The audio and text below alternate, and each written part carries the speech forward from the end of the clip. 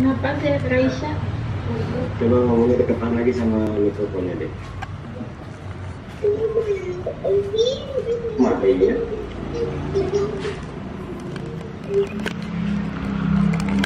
Assalamualaikum warahmatullahi wabarakatuh, teman-teman, sahabat-sahabat pendidikan. Hari ini saya ingin memberikan tanggapan terhadap bagaimana pendidikan anak-anak kita dalam suasana online ya.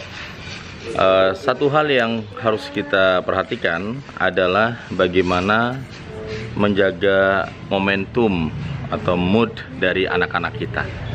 Nah, ini adalah masalah yang ternyata sangat serius karena ternyata banyak paradigma berpikir orang tua yang masih seperti cara berpikir ketika belum ada COVID.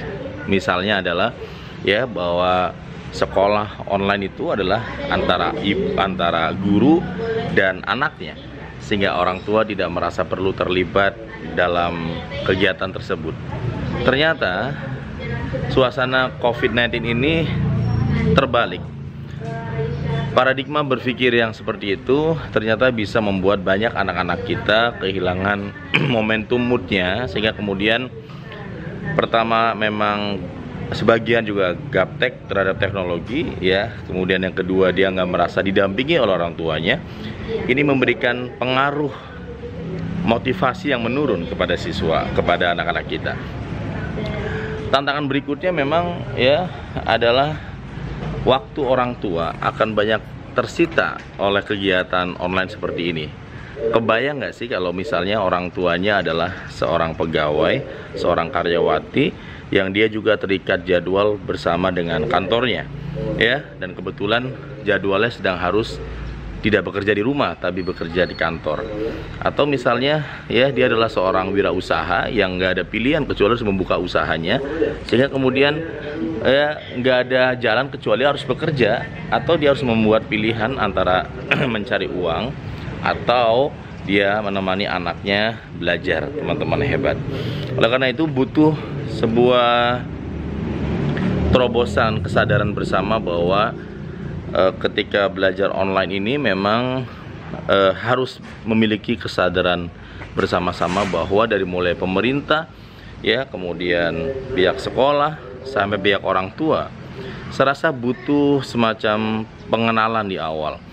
Jadi yang saya lihat banyak sekolah yang kemudian dia langsung tancap gas, tidak memberitahu, tidak membriefing, tidak menyamakan frekuensi antara orang tua bersama sekolah dalam bentuk online, sehingga kemudian orang tua dipaksa harus follow tanpa kesadaran yang sama. Ini menjadi hal yang tidak tepat. Saran saya kepada sekolah, kalau Anda ya mempraktikkan daring, maka Anda mesti membrief dulu orang tua untuk memiliki frekuensi yang sama bahwa suasana daring ini adalah sebuah pola-pola baru yang nggak sama polanya. Jadi butuh cara-cara baru, butuh pendekatan baru. Termasuk cara-cara baru itu adalah keterlibatan ibu atau orang tua ketika ada belajar online tersebut ya. Dan saya rasa memang butuh sama-sama berjuang, butuh sama-sama ikhtiar bersama-sama sehingga kemudian hasilnya maksimal, teman-teman hebat. Dan oleh karena itulah saya percaya bahwa ya COVID ini memiliki sisi positif dan juga sisi buruk ya, yang berdampak bahkan dalam dunia usaha termasuk dunia pendidikan.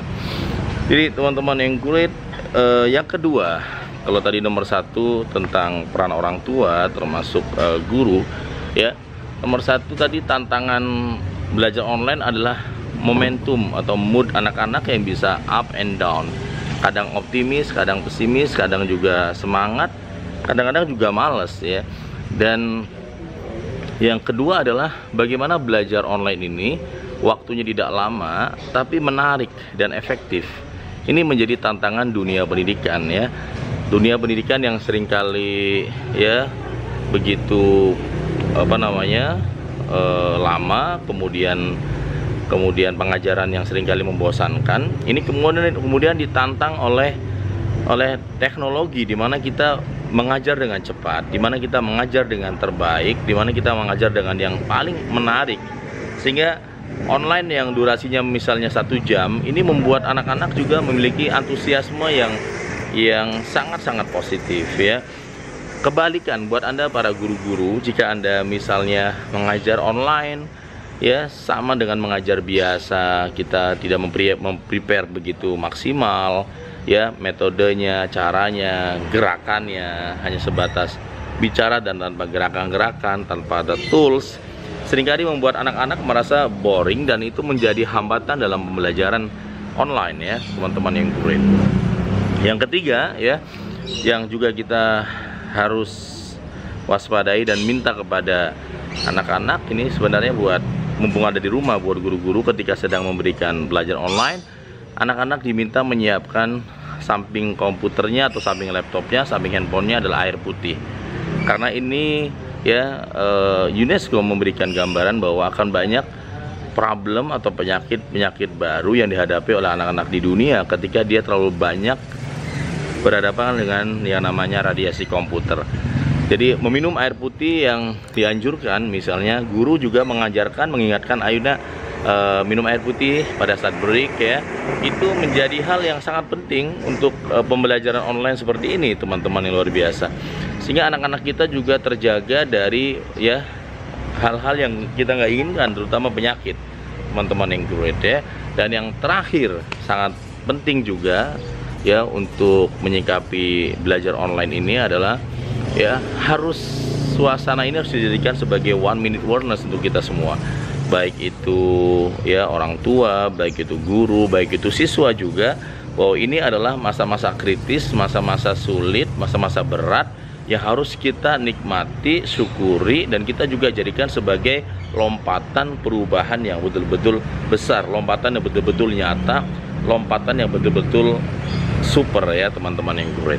Saya rasa itu teman-teman, dan selamat untuk Zelia yang sedang aktivitas online di Sekolah Cikal Harapan BSD, dan semoga bermanfaat. Terima kasih. Wassalamualaikum warahmatullahi wabarakatuh.